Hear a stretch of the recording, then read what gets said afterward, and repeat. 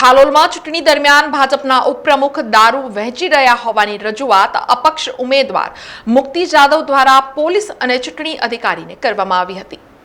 આજે સમગ્ર ગુજરાત રાજ્યમાં સ્થાનિક સ્વરાજની ચૂંટણી યોજાઈ રહી છે, ત્યારે હાલોલના વોર્ડ નંબર 1ના ભરોણા વિસ્તારમાં મતદારોને રીઝવવા માટે હાલોલ ભાજપના ઉપપ્રમુખ દારૂ વહેંચી રહ્યા હોવાની રજૂઆત પોલીસ અને ચૂંટણી અધિકારીને અપક્ષ ઉમેદવાર મુક્તિ જાદવ દ્વારા કરવામાં આવી હતી, જેમાં ભાજપના શહેર ઉપપ્રમુખ નિતેશ ઉર્ફે લાલાભાઈ કચ્છી પટેલ કાર લઈને આ વિસ્તારમાં પહોંચ્યા હતા, જે તેમની કાર પાસેથી વિદેશી દારૂ અપક્ષ ઉમેદવારના ટેકેદારોએ ઝડપી પાડ્યો હતો। ત્યારે ચૂંટણી સમયે આ વિદેશી દારૂનો જથ્થો મત વિસ્તારમાં ક્યાંથી પહોંચ્યો તે પોલીસ તપાસનો વિષય છે, પરંતુ હાલ આ વિદેશી દારૂ અને શહેર ભાજપ ઉપપ્રમુખની પરિસ્થિતિએ આદર્શ ચૂંટણી પ્રક્રિયા ઉપર અનેક સવાલો ઊભા કર્યા છે।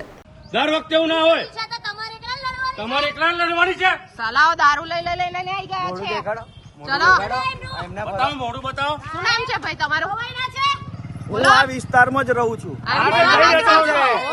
તમે વેચો છો, કોઈ ઝઘડા કરવાની જરૂર નથી। છોડ વિડિયો ઉતાર, આપણે વિડિયો ઉતાર, ઝઘડા નહીં।